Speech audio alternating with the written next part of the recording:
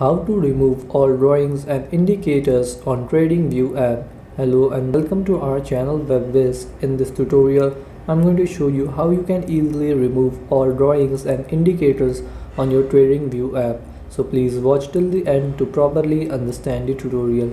So open your Tradingview app, and once you are in the Tradingview app, you have to open the chart from where you want to remove all drawings and indicators.